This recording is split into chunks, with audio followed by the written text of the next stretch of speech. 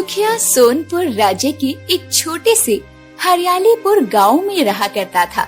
सुखिया एक बेहद गरीब किसान था। वो दिन रात कड़ी मेहनत करके अपने परिवार का भरण पोषण किया करता था। एक दिन सुखिया थका हारा अपने घर पर आया ही था कि तभी उसकी पत्नी राधा रोते हुए उससे बोली, आखिर हम कब तक अपना जीवन गरीबी में काटते रहेंगे? चिंता मत करो राधा, सबके दिन बदलते हैं तो एक दिन हमारा भी जरूर बदलेगा।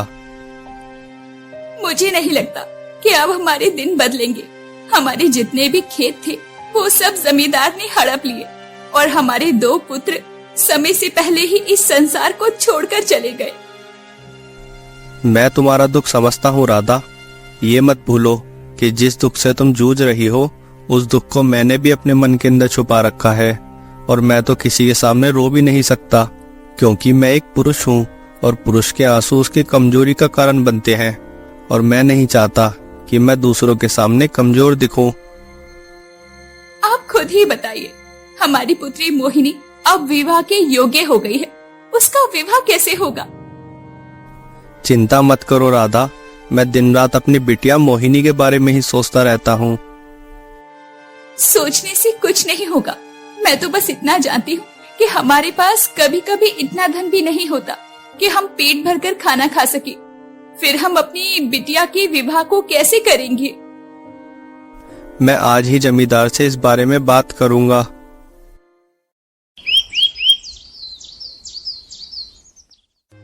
अगले दिन सुखिया खेत में जाकर कड़ी धूप में फिर से मेहनत करने लगा। शाम के समय वो सुखिया जमींदार के पास जाकर बोला, जमींदार, मुझे आपसे बहुत जरूरी बात करनी है। जल्दी बोलो सुखिया, क्या बात करनी है? तुम जानते हो कि मुझे गरीबों से बात करने में ना जाने क्यों चिढ़ महसूस होती है। जमींदार, मुझे मेरे खेत वापस कर दीजिए। कुछ वर्ष पहले मैंने आपसे थोड़ा सा धन उधार लिया था और आपने उस उधार लिए हुए धन पर भारी ब्याज लगाकर मुझसे मेरे खेत हड़प लिए। तब से मैं वो कर्ज ब्याज सहित चुकाने के लिए जी तोड़ मेहनत कर रहा हूँ और धन के नाम पर मैं कुछ भी नहीं लेता। कभी कभी तो मेरे परिवार को भूखा रहना पड़ता है। अब वो समय आ गया जमींदार कि आप मेरे खेत वापस कर दो। समय आ गया से तुम्हारा क्या मतलब है? तुम्हारे खेत मैंने हड़पे नहीं है, बल्कि उन खेतों पर मेरा ही अधिकार है। जब तुमने मुझसे कर्ज लिया था तब तो तुमने बड़े ही आत्मविश्वास से कहा था कि मैं कर्ज बहुत जल्दी चुका दूंगा, जो तुम नहीं चुका पाए। आप जानते हैं कि मेरे दोनों पुत्र राजा विक्रम के सैनिक थे जो कि एक युद्ध में मारे गए। वही मेरे परिवार का सहारा थे। उसके बाद सारा बोझ मेरे ऊपर आ गया। मेरे पास बीज खरीदने तक के धन नहीं था, इसलिए मैंने आपसे कुछ कर्ज लिया था जो समय पर नहीं चुका पाया। वो तुम्हारी समस्या है सुखिया, मेरी नहीं।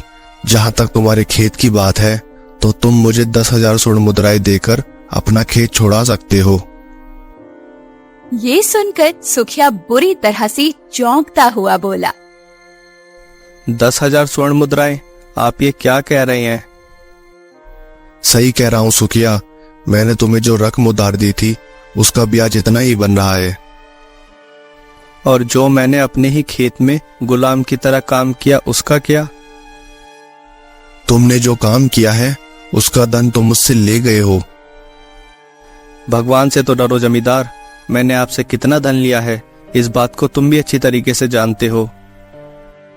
अगर पूजा पाठ की बात करनी है तो जाकर मंदिर में करो। अगर मुझसे जुबान लड़ाओगे तो फिर हो सकता है कि मैं तुम्हें काम से भी हटा दूं। ये सरासर अन्याय है जमींदार। हाँ, अच्छे से जानता हूँ ये अन्याय है। तो क्या कर लोगे तुम? अरे तुम तो क्या, गांव का कोई भी व्यक्ति मेरा कुछ नहीं बिगाड़ सकता। सब अच्छी तरह से जानते हैं कि महाराज विक्रम का इकलौता पुत्र राजकुमार आदित्य मेरा मित्र है और वह हमेशा मेरी ही पक्ष लेता है। तुम और गांव वाले चाहकर भी मेरा कुछ नहीं बिगाड़ सकते। सुखिया मुंह लटकाकर अपने घर चला आया। सुखिया का लटका हुआ मुंह देखकर उसकी पत्नी राधा उससे बोली, तुम्हारा चेहरा बता रहा है कि जमींदार ने तुमसे क्या कहा है। सारा गांव जानता है कि जमींदार के अंदर इंसानियत नाम की कोई चीज नहीं है। तुम सही कह रही हो राधा, लेकिन मैं चुप नहीं बैठूंगा।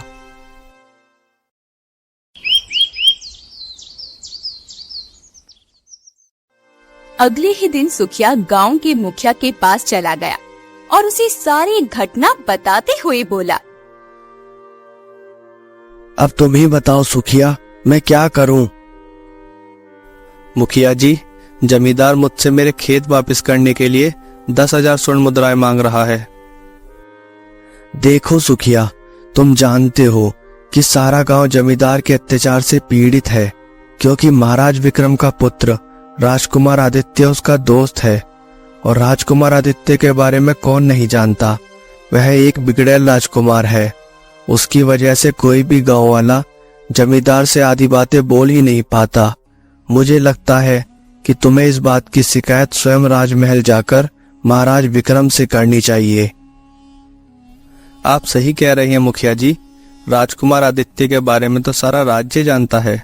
हालांकि महाराज के 2 पुत्र जो कि शिकार खेलने के दरमियान अचानक से लापता हो गए थे, उन पुत्रों का स्वभाव राजकुमार आदित्य से बहुत अलग था। ये बात तो सही बोली सुखिया। राजकुमार आदित्य के दोनों बड़े भाई स्वभाव के बहुत ही अच्छे और दयालु थे। जब तक दोनों भाई मौजूद थे, तब तक राजकुमार आदित्य की हिम्मत नहीं थी कि प्रजा पर अत्याचार करे।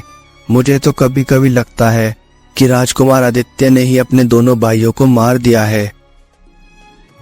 पता नहीं मुखिया जी, ये बात सच है या सिर्फ अफवाह।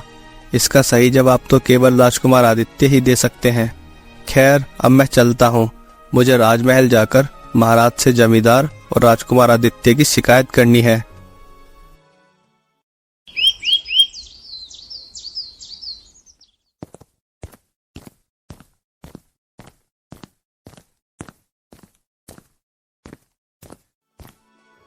सुखिया उसी दिन राजमहल के अंदर पहुंच गया। राजा विक्रम अपने सिंहासन पर बैठा हुआ था। राजा विक्रम सुखिया की ओर देखकर बोला, तुम तो हरियालीपुर गांव में रहने वाले हो। हाँ महाराज, मेरा नाम सुखिया है। मैं तुम्हें जानता हूँ। तुम्हारे 2 पुत्र मेरी सेना में थे, जो एक युद्ध में वीरता की भेंट चढ़ गए। आपने सही कहा महाराज, मेरे पुत्र वीरता की भेंट क्या चढ़े, मेरे ऊपर तो मुसीबत के बादल छा गए। मैं कुछ समझा नहीं, साफ साफ बोलो। सुखिया राजा विक्रम को सारी घटना बताते हुए बोला, जमींदार ने मेरे खेत पर कब्जा कर रखा है और जमींदार से कोई गांव वाला कुछ नहीं बोल पाता, केवल इस वजह से कि आपका पुत्र राजकुमार आदित्य जमींदार का दोस्त है और जमींदार इसी बात का फायदा उठाकर सारे गांव वालों पर अत्याचार करता है। तो तुम कहना क्या चाहते हो कि मेरे पुत्र की वजह से जमींदार ने तुम्हारे खेत हड़प लिए? आप मुझे गलत समझ रहे हैं महाराज। मेरे कहने का मतलब सिर्फ ये था कि जमींदार आपके पुत्र राजकुमार आदित्य की मित्रता का फायदा उठा रहा है। ये सुनकर राजा विक्रम क्रोधित होकर बोला, अपनी जुबान पर लगाम दो सुखिया। अगर ऐसी कोई बात होती तो मेरे गुप्तचर मुझे तुरंत सूचना देते। कुछ देर पहले मैं समझ रहा था कि तुम मुझसे मदद मांगने के लिए यहाँ पर आए हो, पर अब मुझे लगता है कि तुम यहाँ पर मेरे किसी शत्रु की योजना को अंजाम देने के लिए आए हो। ये सुनकर सुखिया बुरी तरह से चौंक पड़ा। आप मुझे गलत समझ रहे हैं महाराज। मैं तुम्हें गलत नहीं समझ रहा सुखिया। अब मुझे सब समझ आ गया है।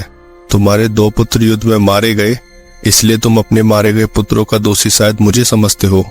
तुम जरूर किसी शत्रु के साथ मिल गए हो और मुझे मेरे पुत्रों के खिलाफ भड़काने के लिए आए हो। यहाँ से निकल जाओ, इससे पहले कि मैं तुम्हें प्रजा के सामने मौत के घाट उतरवा दूं। ऐसा नहीं है महाराज।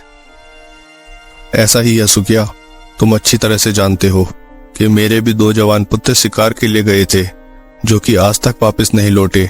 इसलिए मैं तुम्हारी स्थिति समझता हूँ कि जवान पुत्रों के चले जाने का अफसोस क्या होता है, परंतु इसका मतलब ये नहीं कि मैं तुम्हारी बातों में आकर अपने ही पुत्र आदित्य को गलत समझने लगूं।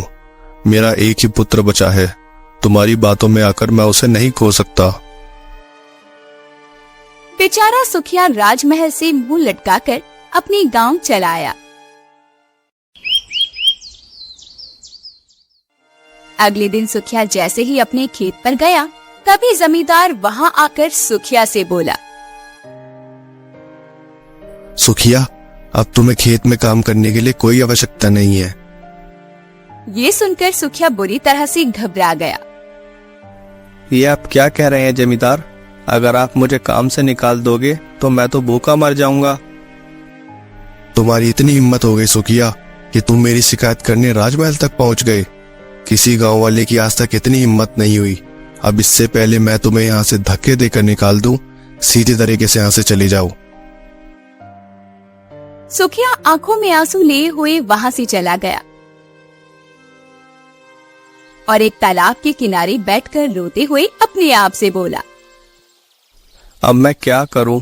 जमींदार ने मेरे खेत हड़प लिए और महाराज ने भी मेरी बात पर विश्वास नहीं किया।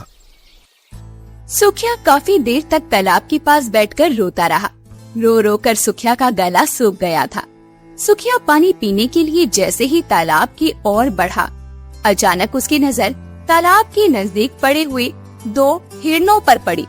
सुखिया हिरणों को देखकर चौंकता हुआ अपने आप से बोला, अरे, यहाँ पर तो 2 हिरन घायल पड़े हुए हैं। ऐसा लगता है कि जैसे यह दोनों हिरन किसी के तीर से घायल हुए हैं।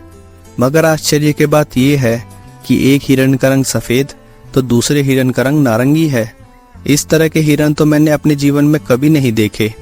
जो भी हो, मुझे इनकी मदद करनी होगी। इतना बोलकर सुखिया उन दोनों हिरणों के घाव पर तालाब के पास पड़ी हुई मिट्टी को लगाने लगा। ऐसा करते ही अचानक वो दोनों हिरण होश में आ गए और तुरंत उठकर खड़े हो गए और सुखिया को ऐसे देखने लगे मानो कि वो हिरण नहीं बल्कि कोई इंसान हो। अपनी और उन हिरणों को ऐसे देखता हुआ देखकर सुखिया आश्चर्य से दोबारा अपने आप से बोला, अजीब बात है, ये हिरन तो मुझे ऐसे देख रहे हैं जैसे ये मुझे जानते हो। तभी सफेद हिरण इंसानी आवाज में सुखिया से बोला, तुमने हमारी सहायता की है, इसलिए हम भी तुम्हारी सहायता अवश्य करेंगे। सुखिया बुरी तरह से डर गया कि तभी नारंगी हिरण सुखिया से बोला, हमें देखकर डरने की आवश्यकता नहीं है। हम दोनों भाई भाई हैं। हम इस जंगल में सैर के लिए निकले थे कि तभी इस राज्य के राजकुमार की नजर हम दोनों पर पड़ गई और उसने हम दोनों पर तीर चला दिया। हम दोनों घायल हो गए और भागते भागते यहाँ तक आ पहुँचे। अगर तुम हमें होश में ना लाते तो शायद हम दोनों जीवित न बचते। अगर राजकुमार आदित्य की नजर तुम पर पड़ गई है तो वह तुम्हें अभी भी तलाश कर रहा होगा। सुना है कि वह अपने शिकार को कभी नहीं भूलता। तो तुम मेरे साथ घर पर चलो।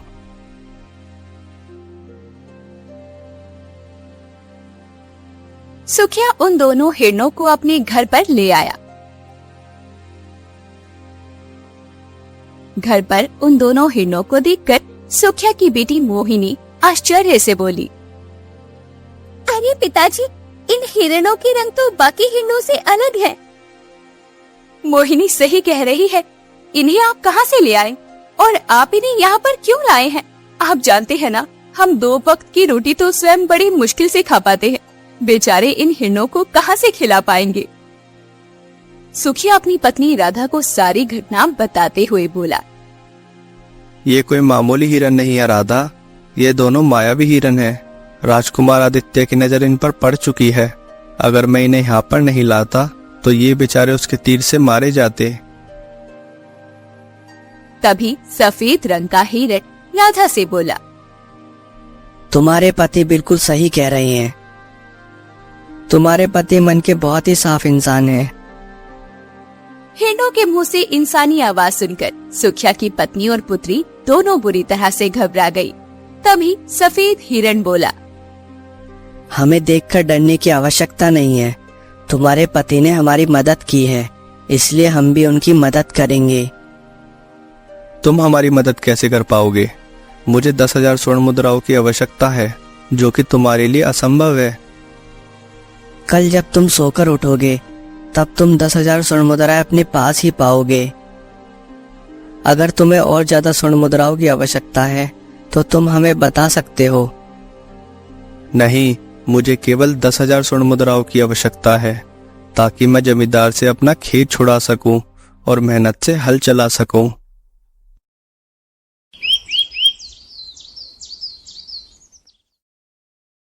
अगली सुबह सुखिया का परिवार जब सोकर उठा तो अपने सामने सोने की स्वर्ण मुद्राएं देखकर बुरी तरह से चौंक उठा कि तभी सफेद हिरण सुखिया की ओर देखकर बोला, ऐसे मत देखो, तुमने हम दोनों की जान बचाई है और हमारी जान के बदले यह भेंट तुम्हारे लिए बहुत कम है। जाओ और जाकर अपना खेत जमींदार से छुड़ा लो। सुखिया उसी समय स्वर्ण मुद्राएं लेकर जमींदार के पास चला गया और जमींदार को देते हुए बोला, ये लो जमींदार, और मेरे खेत से चले जाओ। मैंने तुम्हारा कर्ज ब्याज सहित चुका दिया है। अरे तुम इतना सारा धन कहाँ से लाए हो? तुम्हें इस बात से कोई मतलब नहीं होना चाहिए जमींदार। तुम्हें बस अपने धन से मतलब होना चाहिए जो कि मैं तुम्हें दे चुका हूँ। जमींदार स्वर्ण मुद्राएं लेकर आश्चर्य से वहां से चला गया। समय ऐसे ही बीतता रहा। सुखिया नहीं जानता था कि जमींदार उस दिन से सुखिया के घर पर नजरें रखने लगा था और एक दिन जमींदार ने सुखिया को सफेद और नारंगी हिरन से बातचीत करते हुए देख लिया। जमींदार आश्चर्य से अपने आप से बोला, ओह, अच्छा तो ये रहस्य है सुखिया के धनवान बनने का। इसके हाथ जादुई ऋण लग गए हैं। मुझे यह खबर तुरंत राजकुमार आदित्य को बतानी होगी।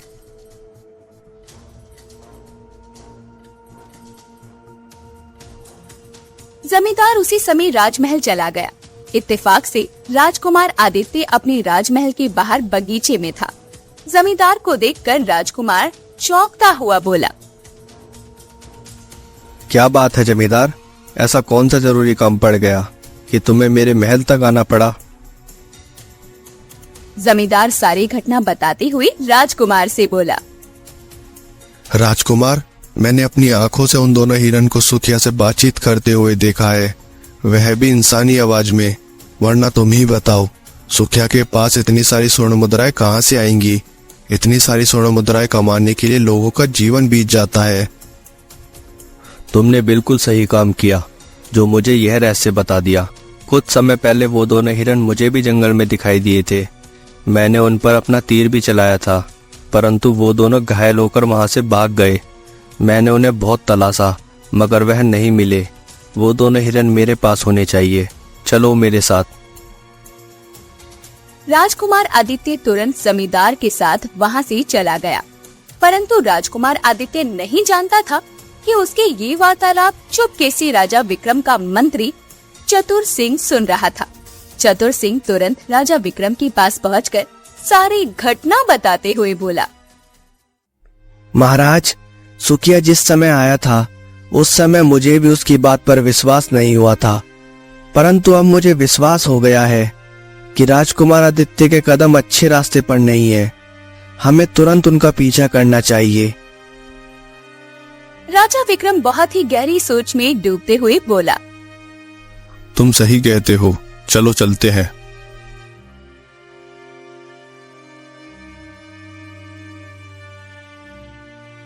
सुखिया अपने घर पर आराम से बैठा था। तभी उसके घर के अंदर राजकुमार आदित्य और जमींदार घुस आए। सुखिया उन दोनों को देखकर चौंक पड़ा। राजकुमार आदित्य सुखिया की ओर देखकर बोला, दोनों जादुई हिरण कहाँ हैं? सीधी तरह से उन दोनों को मेरे हवाले कर दो, वरना तुम्हारे लिए अंजाम अच्छा नहीं होगा। राजकुमार आदित्य की बात सुनकर सुखिया बुरी तरह से चौंकते हुए बोला, राजकुमार, मुझे लगता है आपको कोई गलत फहमी हुई है। मैंने किसी भी जादुई हिरण को नहीं देखा। तुम क्या मुझे मूर्ख समझते हो? जमींदार ने अपनी आंखों से देखा है कि वो दोनों हिरन तुमसे इंसानों की तरह बात कर रहे थे। सच कहो, वरना अंजाम भुगतने के लिए तैयार रहना।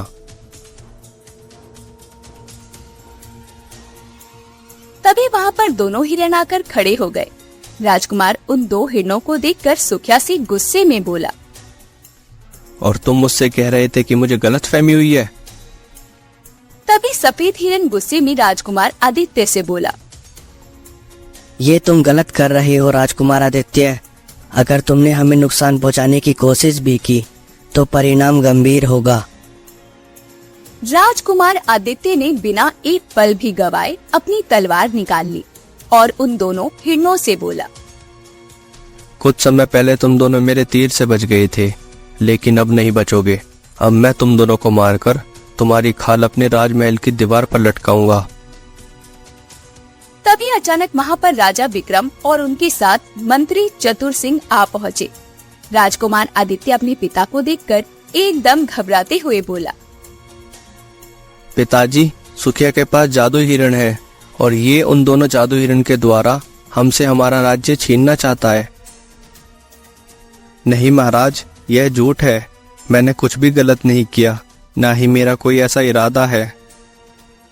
तभी राजकुमार आदित्य ने अपनी तलवार से उन दोनों हिरणों पर वार कर दिया, परंतु उसकी ऐसा करते ही वो दोनों हिरण रंग बिरंगी किरणों के साथ सुंदर राजकुमारों में परिवर्तित हो गए। उन दोनों सुंदर राजकुमारों को देखकर राजा विक्रम बुरी तरह से चौंकता हुआ बोला, अरे, ये तो मेरे पुत्र राजकुमार शक्ति सिंह और राजकुमार अशोक है, जो कुछ समय पहले जंगल में शिकार करने के लिए गए थे और उसके बाद कभी वापस नहीं आए। तभी राजकुमार अशोक अपने पिता की ओर देखकर बोला, पिताजी, हम दोनों भाई जंगल में शिकार खेलने के लिए गए थे, मगर गलती से मेरा तीर एक साधु को लग गया। साधु क्रोधित हो गया और उसने हमें श्राप देकर हिरण में बदल दिया। हम दोनों उसके सामने बहुत गिड़गिड़ाए तो साधु को आखिरकार दया आ गई। उसने हमें कुछ मायावी शक्तियां तो दी, लेकिन एक शर्त भी रखी। वो शर्त कुछ इस तरह थी, तुम दोनों को बिना अपना रहस्य प्रकट किए किसी गरीब की सहायता करनी होगी, और जब तुम्हारा कोई सगा तुम पर तलवार से वार करेगा तभी तुम्हारा ये श्राप समाप्त होगा। बस पिताजी, यही था हमारा भाग्य। हम जंगल में इधर उधर बस इसी आस में भटकते रहे कि कब हमें इस श्राप से मुक्ति मिलेगी। पिताजी, सुखिया निर्दोष है। अगर वो ना होता तो आज हम जीवित ना होते। जब हम दोनों हिरण के रूप में थे तब आदित्य ने तीर चलाकर हमें घायल कर दिया था। हम वहां से जान बचाकर भागे तो उसी वक्त सुखिया ने हमारी मदद की। सुखिया ने? वो कैसे? हाँ पिताजी, उसने हमें ना सिर्फ छुपाया बल्कि हमारी जान भी बचाई। उसी की बदौलत आज हम आपके सामने खड़े हैं। अगर वो ना होता तो हम कभी भी श्राप से मुक्त ना हो पाते। फिर सभी लोग राजमहल के लिए निकल जाते हैं। राजमहल पहुंचकर राजकुमार अशोक अपने पिता से बोलता है, पिताजी, इस बीच जमींदार और राजकुमार आदित्य ने गांव वालों पर खूब अत्याचार करना शुरू कर दिया। जमींदार ने आदित्य की शक्तियों का फायदा उठाकर पूरे गांव पर जुर्म किए थे। अब हमें उनके खिलाफ कुछ न कुछ करना ही होगा। आदित्य, मैं तुम्हें हमेशा एक जिम्मेदार राजकुमार समझता था, लेकिन तुमने अपना असली चेहरा दिखाई दिया। तुमने मेरे और पूरे राज्य के विश्वास को तोड़ा है। पिताजी, मैं सिर्फ राज्य की सुरक्षा के लिए चिंतित था। मुझे लगा कि ये जादू हिरण हमारे राज्य के लिए खतरा है। मैंने जो भी किया वो सिर्फ राज्य के हित के लिए किया। राज्य की सुरक्षा के नाम पर निर्दोषों पर अत्याचार करना कभी सही नहीं होता। तुमने सत्ता का गलत इस्तेमाल किया है आदित्य। पिताजी, मुझसे गलती हो गई। मैंने सोचा कि मैं सही हूँ, लेकिन अब मुझे अपनी भूल का एहसास हो रहा है। तुम्हें इसका परिणाम भुगतना होगा आदित्य। राज्य और प्रजा के साथ किया हुआ अन्याय माफी के योग्य नहीं है। पिताजी, हमें तुरंत जमींदार के खिलाफ कार्रवाई करनी चाहिए। इससे गांव वालों को न्याय भी मिल जाएगा। हाँ शक्ति सिंह, जमींदार को तुरंत गिरफ्तार किया जाएगा और आदित्य, तुम्हें राज्य से बेदखल कर दिया जाएगा। अगर तुमने अपनी राह नहीं बदली तो इस राज्य में तुम्हारे लिए कोई जगह नहीं होगी। साथ ही सुखिया को उसकी बहादुरी के लिए पूरे राज्य में सम्मानित किया जाएगा। उसने साबित किया है कि हमेशा सच्चाई की जीत होती है।